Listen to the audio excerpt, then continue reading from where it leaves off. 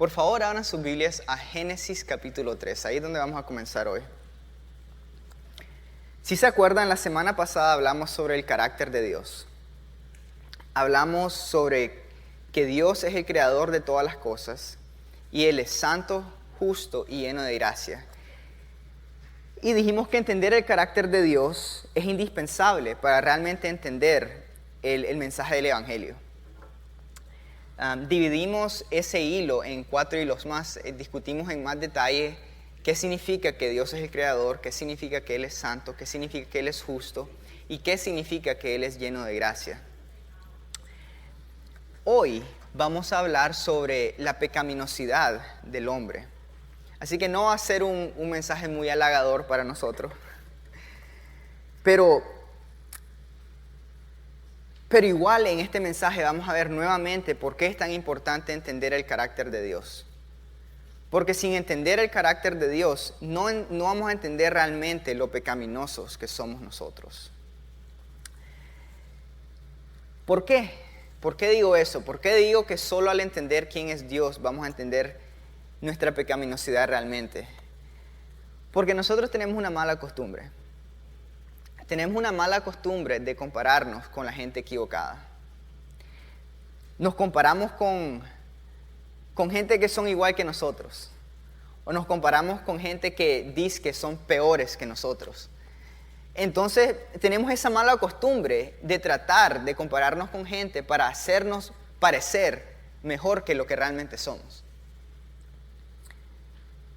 Pero la persona correcta con la que nos debemos comparar es Dios. Él es el estándar correcto. Y por eso debemos entender quién es Él antes de poder entender quiénes somos nosotros. Al compararnos con Dios, vamos a ver que, aunque fuimos creados por Dios, nos hemos corrompido por el pecado. Eso tiene varias implicaciones, hay mucho que decir sobre esto, pero nos vamos a enfocar en 3 hilos. Vamos a ver que somos rebeldes, primeramente. Vamos a ver que estamos separados de Dios. Y vamos a ver que estamos muertos. Entonces quiero que comencemos con el primer punto. El domingo pasado vimos que Dios es el creador, pero nosotros nos hemos rebelado contra Él. Como Dios es el creador, vimos que todo le pertenece a Dios, porque Él lo creó todo. Vimos también que Él es el único que tiene el derecho de establecer el propósito de su creación. Y por ser creador, toda la creación le debe obediencia a Dios. Todo eso es porque Dios es el creador, simplemente porque Dios es el creador. Pero aunque nosotros le pertenecemos a Dios, aunque Él tiene el derecho de establecer nuestro propósito, nosotros nos hemos rebelado contra su voluntad. Y todo comenzó en Génesis capítulo 3. Ahí es donde comenzó todo. Con nuestros antepasados, Adán y Eva. Quiero que leamos comenzando en el versículo 1. Génesis 3, versículo 1. Dice la palabra: La serpiente era más astuta que todos los animales del campo que Dios el Señor había hecho. Así que le preguntó a la mujer: ¿Es verdad que Dios les dijo que no comieran de ningún árbol del jardín? Podemos comer del fruto de todos los árboles, respondió la mujer. Pero en cuanto al el fruto del árbol que está en medio del jardín, Dios nos ha dicho: no coman de ese árbol ni lo toquen, de lo contrario morirán. Pero la serpiente le dijo a la mujer: no es cierto, no van a morir. Dios sabe muy bien que cuando coman de ese árbol, se les abrirán los ojos y llegarán a ser como Dios, conocedores del bien y del mal. La mujer vio que el fruto del árbol era bueno para comer y que tenía buen aspecto y era deseable para adquirir sabiduría. Así que tomó de su fruto y comió. Luego le dio a su esposo y también él comió. En ese momento se les abrieron los ojos y tomaron conciencia de su desnudez. Por eso, para cubrirse, entretejieron hojas de higuera. Dios específicamente le había dicho a Adán que no comieran del fruto del árbol del conocimiento del bien y del mal. Eso se lo dijo en el capítulo 2. Y se los dijo para protegerlos, porque Dios les dijo que cuando comieran de ese fruto, ellos morirían. El día en que ellos comieran de ese fruto, ellos morirían. Entonces Dios, siendo lleno de gracia, les dio ese mandamiento para protegerlos de la muerte. Pero Adán y Eva se dejaron tentar por la serpiente y comieron de la fruta que no debieron haber realmente ni tocado. Pero quiero que vean exactamente qué es lo que sucedió. Quiero que vean qué fue realmente lo que los tentó. Y quiero que vean realmente qué es lo que escogieron hacer. Porque muchas veces nosotros pensamos que el pecado fue que agarraron de la fruta y comieron.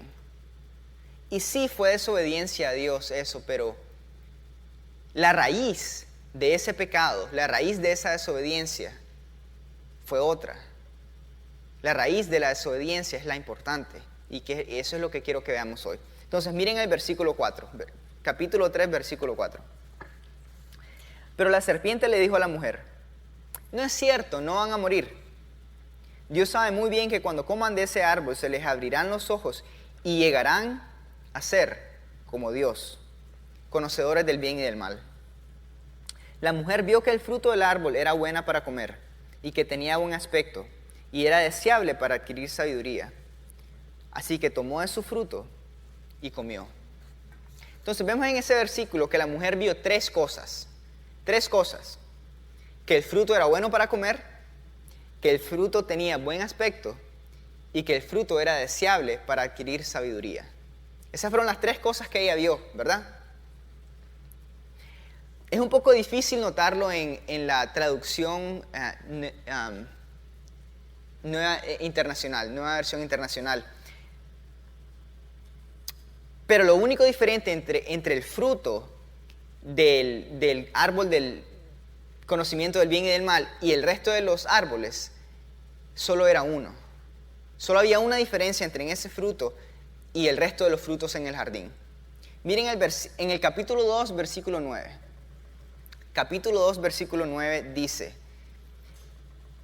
Dios el Señor hizo que creciera toda clase de árboles hermosos, los cuales daban frutos buenos y apetecibles. Una traducción más exacta de ese versículo es: y el Señor Dios hizo brotar de la tierra todo árbol agradable a la vista y bueno para comer. Voy a leerles ese versículo otra vez. Aquí está describiendo todos los árboles que creó en su jardín. Y la traducción más exacta dice: y el Señor Dios hizo brotar de la tierra todo árbol agradable a la vista y bueno para comer. Todos los árboles en el jardín eran agradables a la vista y buenos para comer. Entonces, cuando Eva vio el árbol prohibido y vio que el fruto era bueno para comer y que tenía buen aspecto, no estaba viendo nada nuevo. Todos los árboles en el jardín tenían buen aspecto y eran buenos para comer, inclusive el árbol prohibido. Lo único diferente que vio Eva, que fue diferente, era que el fruto era deseable para adquirir sabiduría. La única diferencia. El fruto les permitiría ser como Dios, dijo la serpiente. Esa fue la verdadera tentación. En ese momento Eva quería ser como Dios y tener más sabiduría. Eva quería exaltarse al lugar que solo Dios debía tener. Y así tomó la fruta, comió y luego le dio de comer a su esposo que estaba con ella. La raíz del pecado fue un deseo de exaltarse a ser como Dios. Ella quería ser como Dios, tener sabiduría del bien y del mal. Y desde entonces todo hombre y toda mujer ha buscado hacer exactamente lo mismo. No queremos someternos a la voluntad de Dios, sino que queremos seguir nuestra propia voluntad y ponernos en el trono de nuestra vida. Queremos seguir nuestra voluntad, queremos hacer lo que nosotros queremos. Aunque Dios tiene el derecho a regir sobre toda la creación, y aunque toda la creación le obedece al Señor, nosotros escuchamos la voz de Dios y decimos, no voy a hacer eso. No, voy a hacer lo que yo quiero. Nosotros queremos regir sobre nuestras propias vidas y de eso viene todo tipo de pecados. Esa es la raíz de todos los demás pecados. El deseo de nosotros exaltarnos al lugar que solo Dios merece. Obviamente el buen aspecto de la fruta también tuvo que ver con la tentación, pero fue la combinación de todo la que la tentó. Y nosotros somos iguales, nosotros pecamos porque el pecado nos atrae. Y como nos atrae y queremos regir sobre nuestras vidas, decimos, yo sé mejor, yo sé lo que es mejor para mi vida y yo quiero eso, así que lo voy a agarrar. Y eso es exactamente lo que dice Pablo en Romanos 1. Estoy seguro que Romanos, habiendo notado lo que sucedió en Génesis capítulo 3 y usando el capítulo 2, él dice, sobre todos los humanos dice, ellos cambiaron la verdad de Dios por la mentira y adoraron y sirvieron a la criatura en lugar del Creador. O sea que todos nosotros, en vez de adorar a Dios y dejar que Él rija, nosotros adoramos y servimos a cosas creadas, nosotros mismos o cualquier otro ídolo que creemos. Ese es el verdadero problema. Entonces Dios es el creador de todas las cosas, pero nosotros nos hemos rebelado contra Él. Punto 2. Dios es santo y por eso nosotros estamos separados de Él. Romanos capítulo 3, versículo 23 dice, todos han pecado y están privados de la gloria de Dios. Todos hemos pecado y estamos privados, estamos separados de la gloria de Dios. No podemos estar en presencia de la gloria de Dios. Váyanse todos a Gálatas capítulo 5. Gálatas capítulo 5.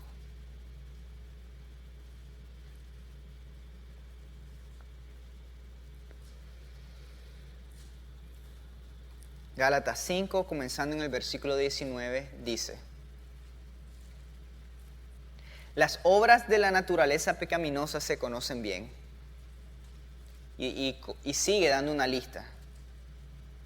Inmoralidad sexual, impureza y libertinaje, idolatría y brujería, odio, discordia, celos, arrebatos de ira, rivalidades, disensiones, sectarismos y envidia, borracheras, orgías y otras cosas parecidas. Les advierto ahora, como antes lo hice, que los que practican tales cosas no heredarán el reino de Dios. Esas son las obras de la naturaleza pecaminosa. Esas son las obras de nuestra naturaleza pecaminosa. Pablo nos da una gran lista de pecados, y no es la única lista, esta es solo una lista de muchas. Aunque no toda persona ha cometido todos esos pecados, porque la verdad es que la mayoría de nosotros no ha cometido todos esos pecados, pero sí la mayoría de nosotros ha cometido varios de ellos. Y esto significa que somos pecadores, significa que somos pecaminosos e impuros.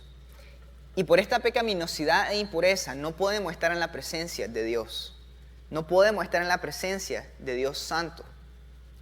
Dios se ha distanciado de nosotros, porque si estuviéramos en su presencia santa, seríamos destruidos por nuestra pecaminosidad e impureza.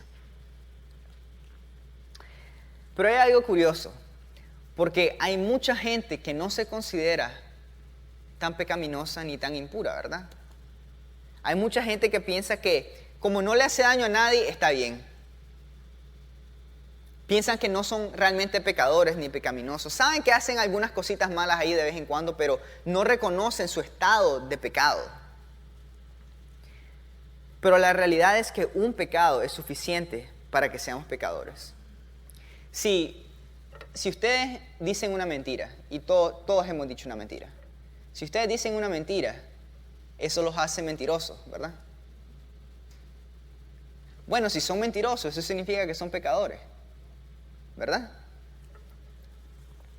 Pero puede que alguien me diga, pero una mentirita no es nada. Solo es una mentirita para salir de este rollo rapiditamente. ¿Verdad? Hay algunos que dicen eso. No le hace daño a nadie esa mentirita. Pero eso depende de a quién se estén comparando. Muchos piensan que son buenas personas, pero piensan eso porque se comparan con otras personas que son pecadores. Quiero enseñarles algo en la pantalla. Vamos a ver unos cuantos cuadros. Primero, quiero que veamos, nuestro pecado se ve peor cuando nos comparamos. No se ve bien, ¿verdad? Nuestro pecado se ve más claramente mientras nos comparamos contra algo más santo. Entonces, ven ese cuadro negro, ¿verdad? Yo no lo veo bien desde aquí, no sé si ustedes lo miran mejor. Un cuadro negro. En medio de ese cuadro negro hay una mancha negra. ¿La pueden ver? No, ¿verdad? Porque está en medio de un cuadro negro. Estamos tratando de comparar una mancha negra con el mismo alrededor, del mismo color. No la podemos ver, ¿verdad? Ok, veamos el siguiente cuadro. Este es un cuadro café con una mancha negra. Y ahora sí ven la mancha negra, ¿verdad? No la ven. No, ok. Bueno, deberían de poder verla un poquito. Y la ven porque la están comparando contra un trasfondo un poquito más claro. Todavía es un trasfondo oscuro, es un trasfondo café oscuro, pero se ve un poquito la mancha de café. Pero ahora veamos el siguiente cuadro. Ahora sí lo ven, ¿verdad? ¿Por qué? Porque el trasfondo es blanco. Mientras no comparemos, mientras sigamos comparando nuestro pecado con un alrededor pecaminoso, no vamos a ver nuestro pecado claramente. Pero si comparamos nuestro pecado con la santidad de Dios, la pureza de Dios, se ve claramente y se ve intensamente, ¿verdad? Ok, primer punto. Cuando nosotros comparamos nuestro pecado contra algo más santo, ahí es donde lo vemos claramente. Ahí es donde vemos nuestro pecado claramente. Vamos a ver dos cuadros más. Y lo que quiero que vean con estos dos cuadros es lo siguiente. Aún nuestras buenas obras están manchadas por el pecado cuando nos comparamos contra la santidad de Dios. Entonces, miren el primer cuadro. Sigue adelante, hermano Antonio. Ok. ¿Ven la mancha de café en medio? No. Ok. Bueno, en el centro, el cuadro es negro y el centro tiene una mancha de café. Sí, imagínenselo, solo imagínenselo. Pueden ver la mancha de café un poquito. Ok, la ven. Entonces cuando nosotros comparamos nuestra buena obra contra un trasfondo pecaminoso, nuestra buena obra se ve bien, se ve café clarito, se ve mejor que el resto de los pecados. Decimos, pero miren, esa persona es mala, yo hice esta cosita buena, yo soy mejor que él. Así pensamos. Pero ahora miremos el siguiente cuadro. Esa mancha en medio, en el centro, es del mismo color que la mancha café. ¿Pero de qué color se ve? Negra. Se ve negra. En el cuadro negro se ve café. Con el trasfondo blanco se ve negra. Entonces, aún nuestras buenas obras, cuando las comparamos con la santidad de Dios, no son lo suficientemente santas. Son manchadas por el pecado. Y comparada con la santidad de Dios, está tan manchada con pecado que se ve negra. Quiero leerles lo que dice Isaías capítulo 64, versículo 6. Tal vez lo anotan para que lo lean más luego. Dice: todos somos como gente impura, y todos nuestros actos de justicia, todas nuestras buenas obras, todas las cosas buenas que podemos hacer, todos nuestros actos de justicia son como trapos de inmundicia. Isaías 64, versículo 6. Todos somos como gente impura y todos nuestros actos de justicia son como trapos de inmundicia. Porque hermanos, Dios no solo juzga las acciones. Dios no solo mira las acciones que hacemos, Él también mira nuestras intenciones. Y si realmente examináramos nuestras intenciones, nos daríamos cuenta que hasta nuestras intenciones son pecaminosas, son egoístas. Y si realmente nos examináramos a cómo la Biblia pone el estándar, nos daríamos cuenta de qué realmente pecaminosos somos. Todos somos extremadamente pecaminosos e impuros. Y los deseos de nuestro corazón siempre andan buscando cómo exaltarnos al lugar que solo Dios merece. Aún nosotros los cristianos, aún nosotros, aunque seamos cristianos buscando cómo seguir la voluntad de Dios, y aunque estemos poco a poco dejando atrás nuestros pecados, todavía seguimos siendo pecadores. Todavía seguimos tratando de exaltarnos al lugar que solo Dios merece. Todavía tenemos intenciones pecaminosas, porque todavía tenemos que luchar con nuestra naturaleza pecaminosa. Hay una diferencia infinita entre nuestra pecaminosidad y la santidad de Dios. Y por esa gran diferencia entre la santidad de Dios y nuestro pecado, no podemos estar en su presencia, porque seríamos destruidos. Por eso estamos separados. Entonces, nosotros nos hemos rebelado contra Dios, nosotros estamos separados de Dios. Punto 3, estamos muertos sin Dios. Desde un principio Dios advirtió que el pecado traería la muerte. Eso es lo que vimos en Génesis capítulo 2 y en el 3. En Génesis capítulo 2, 16, Dios dijo: puedes comer de todos los árboles del jardín, pero el árbol del conocimiento del bien y del mal no deberás comer.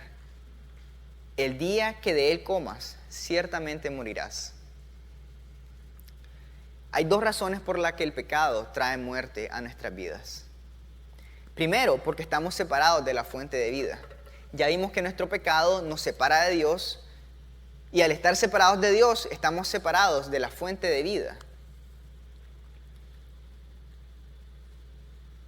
Al estar separados de Él, al estar separados de la fuente de vida, nosotros morimos, tanto físicamente como espiritualmente. Espiritualmente, las Escrituras dicen que ya estamos muertos. Físicamente, la muerte nos vendrá a cada uno en su tiempo apropiado. Pero hay otra razón por la que estamos muertos. Y esta razón tiene que ver con la justicia de Dios. Porque nosotros estamos condenados a muerte. Por la justicia de Dios y por nuestro pecado, nosotros estamos condenados a muerte. Romanos 6:23 dice: la paga por el pecado es la muerte. La paga por el pecado es la muerte.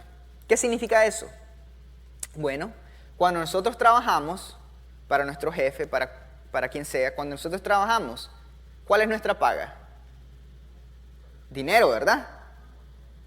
Billetes. Esa es nuestra paga cuando trabajamos. Bueno, Dios dice que la paga por nuestro pecado es la muerte. Lo que merecemos recibir por nuestro pecado es la muerte. El pago que nosotros recibimos por pecar es la muerte. ¿Por qué? Porque Dios es justo. Ya vimos el domingo pasado que Dios es justo y no absuelve al culpable. Proverbios 17:15. Dios no absuelve al culpable. La sentencia que Él ha declarado por nuestro pecado, por nuestra culpabilidad, es muerte, tanto física como espiritual. Y de las dos muertes, de la física y espiritual, la muerte espiritual es la peor de las dos.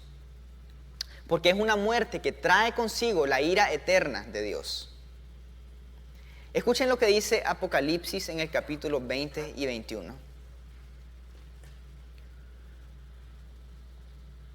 Dice el versículo 10: el diablo, que los había engañado, será arrojado al lago de fuego y de azufre, donde también habrán sido arrojados la bestia y el falso profeta.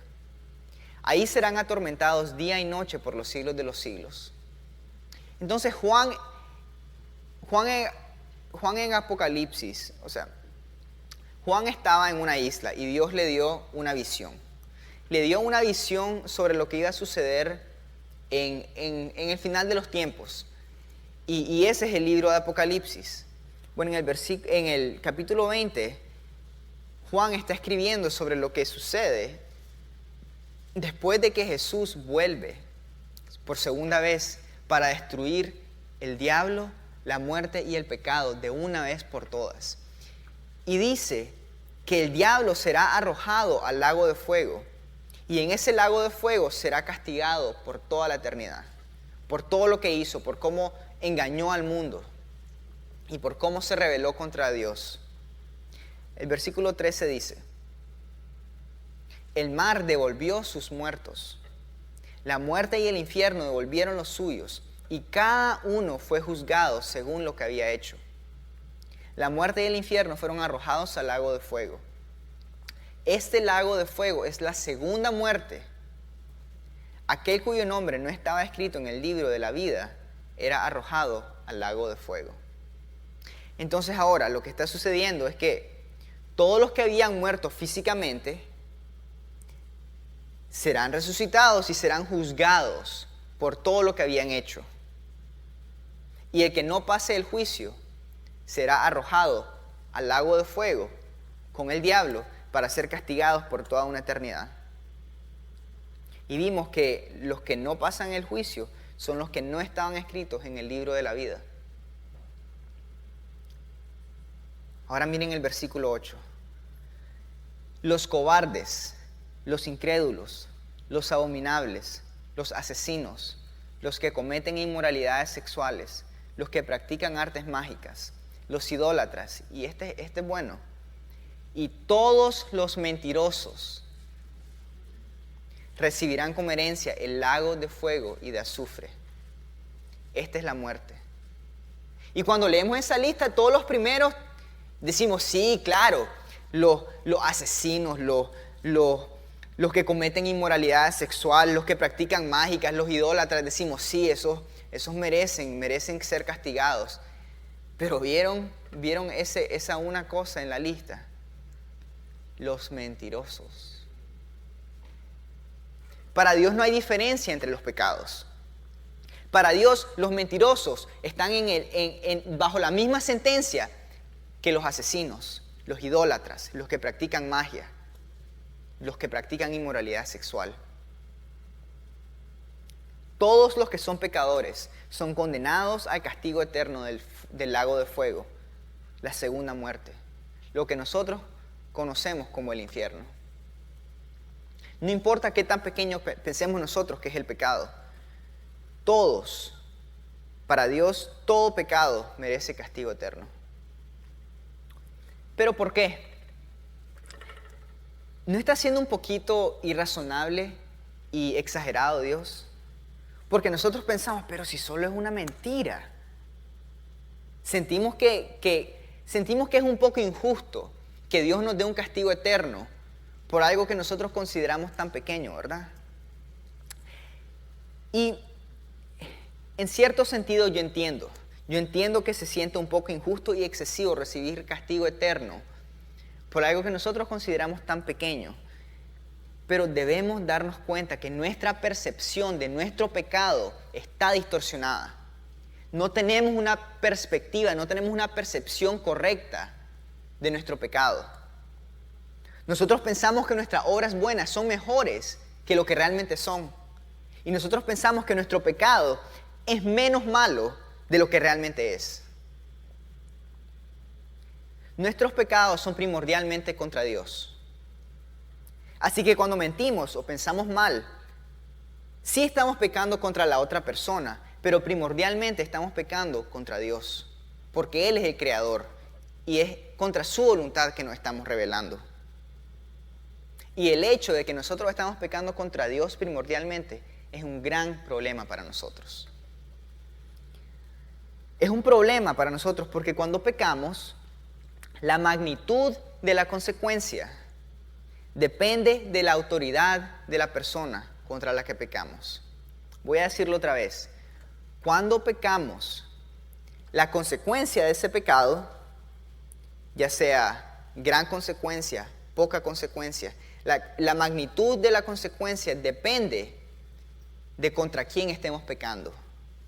Depende de la autoridad de la persona contra la que estamos pecando. Les voy a dar una ilustración para entender lo que estoy tratando de decir. Quiero que se imaginen lo siguiente y recuerden, la consecuencia es peor cuando la autoridad es más grande. Imagínense que ustedes se enojan bastante, están discutiendo con un amigo, con un buen amigo, y se enojan y le dan un golpe. Le dan un golpe a su amigo. ¿Cómo va a reaccionar él o ella? Bueno, depende del amigo, ¿verdad? Si es un hombre, el amigo seguramente, bueno, si es de hombre a hombre, si yo le doy un golpe a un amigo mío, o me queda viendo y se enoja conmigo, o me devuelve el golpe, ¿verdad? Pero eso es lo peor, dudo mucho que suceda algo peor que eso. Bueno, la consecuencia no es agradable, pero no está tan mala. Pero ahora imagínense que están discutiendo con un policía y le dan un golpe al policía. ¿Qué pasa ahí? Se dan presos, ¿verdad? Se dan presos. Entonces la consecuencia es peor. Porque el policía tiene más autoridad y acaban de atacar a un policía con esa autoridad extra. Se dan presos. Bueno, ahora imagínense que están frente al presidente de los Estados Unidos y le dan un golpe al presidente de los Estados Unidos. Les van a dar un disparo. Les van a dar un disparo. Se van a morir, los van a matar. Porque atacaron a alguien con más autoridad, con gran autoridad. Entonces vemos que mientras más la autoridad, peor la consecuencia. Pero hermanos, nosotros estamos pecando cada día contra el Dios, el creador del universo, con autoridad infinita. Eso significa que la consecuencia de nuestros pecados, la consecuencia de nuestros ataques a un Dios infinito, con autoridad infinita, va a merecer una consecuencia infinita y una consecuencia eterna. Entonces entendemos cómo una mentirita pequeña es infinitamente ofensiva a Dios. Porque la magnitud de la consecuencia depende de la autoridad de la persona contra la que estamos pecando. Nosotros estamos muertos por nuestros pecados. Uno, porque estamos separados de la fuente de vida. Y Dios, porque estamos condenados a muerte. Porque hemos pecado contra un Dios justo. Y Él no absuelve al culpable. Hermano, este hilo es importantísimo. Porque si la persona con la que estamos compartiendo el Evangelio no entiende lo pecaminoso o pecaminosa que son realmente, nunca van a entender la necesidad que ellos tienen de Jesús, ¿verdad? Mientras uno piense que su pecado no es gran cosa, ¿para qué van a necesitar a Jesús? Si uno piensa que está bien, nunca van a ver su necesidad de Jesucristo. Pero si ustedes le ayudan a ver el carácter de Dios y nuestra pecaminosidad y cómo hemos pecado contra Dios y la sentencia que eso merece, tiene mucho más sentido decir, tú necesitas a Jesucristo, necesitas la salvación, ¿verdad? Si no entendemos bien el problema, nunca vamos a ver la necesidad que nosotros tenemos de la solución. Quiero que miren la parte de atrás de su díptico.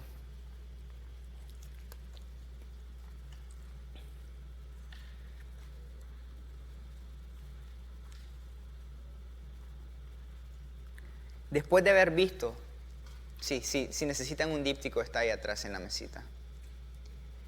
Hemos visto el carácter de Dios, que Dios es el creador de todas las cosas y Él es santo, justo y lleno de gracia. Y hemos visto que nosotros somos pecadores y aunque Él nos creó, nos hemos corrompido por el pecado. Ahora es fácil ver por qué necesitamos a Jesucristo. Entonces sigan conmigo. Dios es el creador de todas las cosas y por eso Él rige. Él es el rey, Él es el que manda y toda la creación le debe obediencia. Pero nosotros nos hemos rebelado contra Dios, somos rebeldes, hemos pecado. Y como Dios es santo, completamente apartado de todo pecado, completamente apartado de toda impureza, estamos separados de Él, porque nosotros sí somos pecadores y sí somos impuros.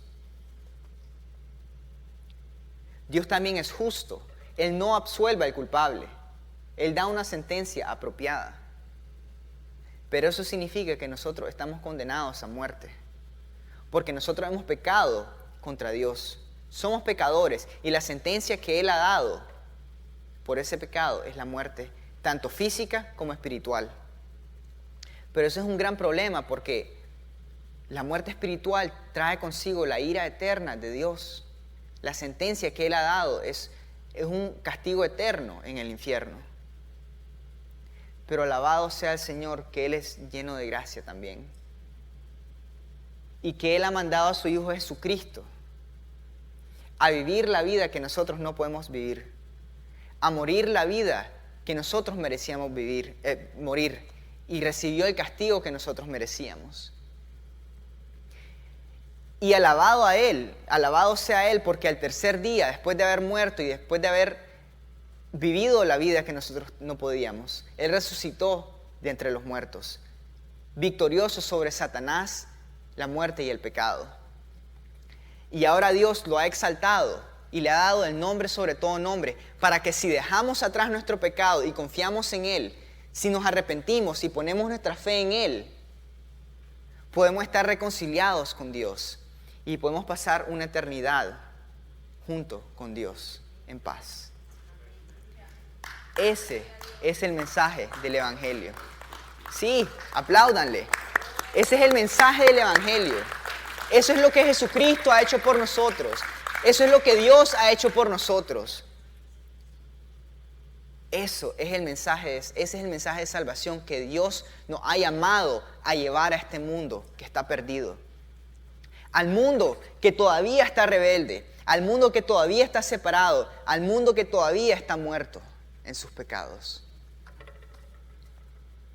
Entonces, ¿cómo podemos entrelazar este hilo en nuestras conversaciones diarias?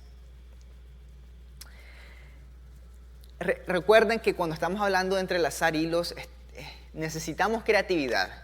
Les voy a dar unos cuantos ejemplos, pero realmente está en sus manos comenzar a tratar de pensar cómo puedo entrelazar estos hilos en mis conversaciones. ¿Qué ejemplos de la naturaleza puedo usar?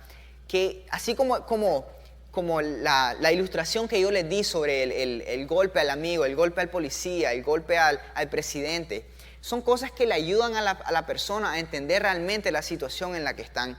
Entonces ustedes con su creatividad busquen cómo entrelazar estos hilos, tanto los hilos del carácter de Dios y los hilos de la pecaminosidad del hombre en sus conversaciones diarias.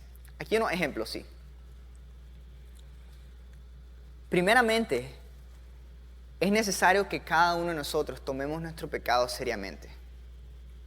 Tenemos que tomar nuestro pecado seriamente, aun si a los demás les parece pequeño. Si alguien les dice que mientan por ellos, por ejemplo, díganles: mira, hermano, de veras te quiero ayudar, pero no puedo mentir. No puedo mentir porque la mentira es increíblemente ofensiva a Dios y yo quiero honrarlo con mi vida. O si nosotros pecamos contra otra persona, se le acercan y le dicen: mira, hermano, hermana, o amigo o amiga, te quiero pedir perdón por haber hecho esto contra ti.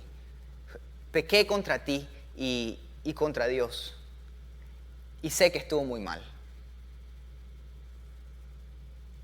O si alguien les dice que ellos no son tan malos como las otras personas. Si alguien les dice, bueno, sí, yo sé que alguna gente, eso sí necesitan a Jesús, necesitan ser salvos. Pero yo estoy bien, si yo no hago nada malo. A esas personas les pueden decir, mira, hermano, te estás comparando con la persona equivocada.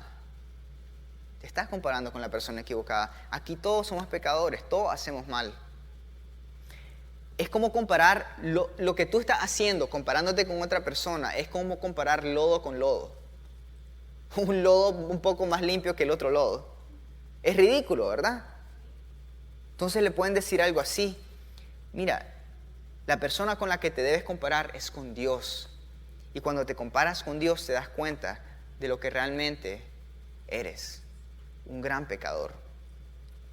O si alguien les dice que van a ir al cielo porque son una buena persona.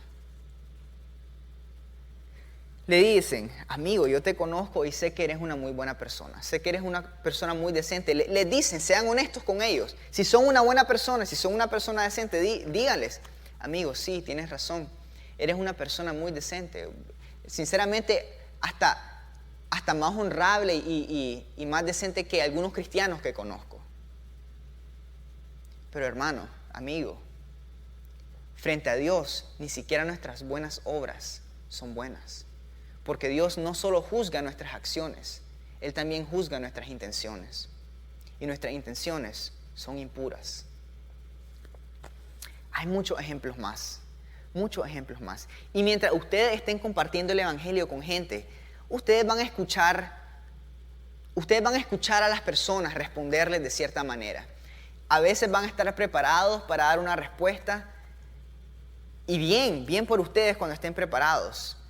Otras veces no van a saber qué decir. Yo he estado en esa situación varias veces.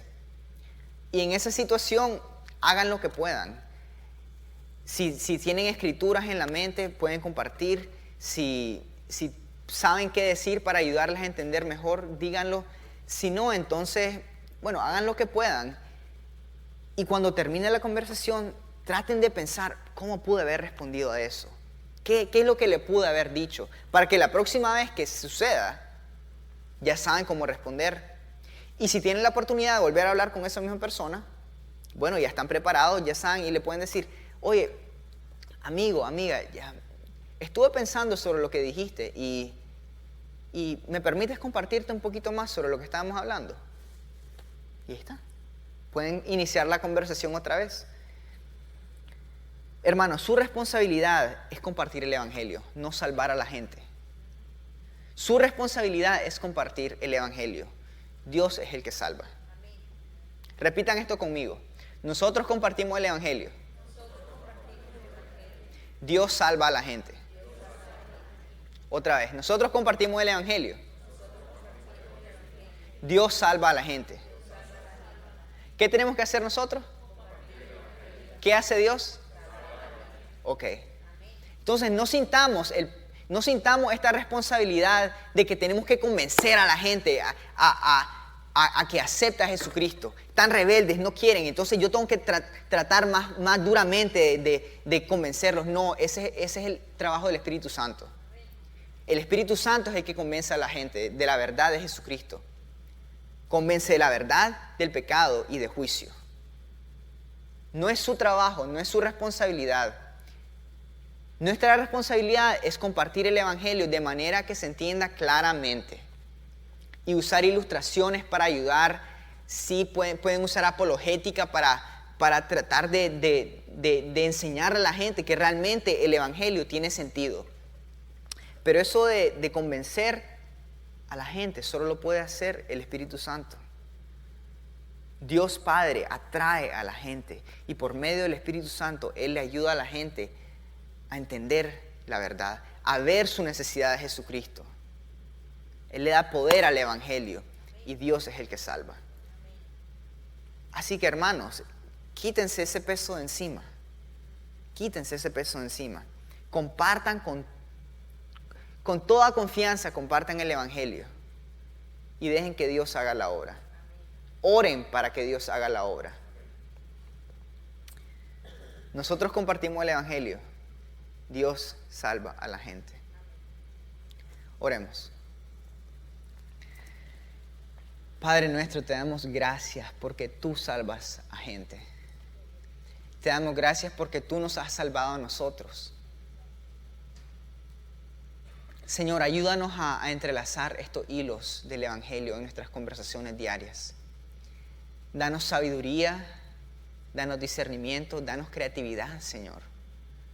Danos las palabras necesarias para compartir el Evangelio de manera clara. Queremos que tu nombre sea exaltado. Queremos que tú salves a gente, Señor, y que esa gente viva para tu gloria, viva para avanzar tu reino. Señor, no te estamos pidiendo nada que tú no quieres. Tú has muerto para redimir a un pueblo de toda tribu, toda gente, todo pueblo, toda lengua, Señor. Y sabemos por Apocalipsis capítulo 7 que tú tendrás el pueblo por el que moriste. Tú tendrás ese pueblo compuesto por toda etnia, toda tribu, toda lengua. Así que, Señor, llénanos con toda confianza para que vayamos con el Evangelio con gran denuedo. Y que compartamos ese Evangelio sabiendo, teniendo la confianza de que tú salvarás la gente a la que tú has escogido. Señor, que tuya sea la gloria y la honra y el poder. En el nombre de Jesús. Amén.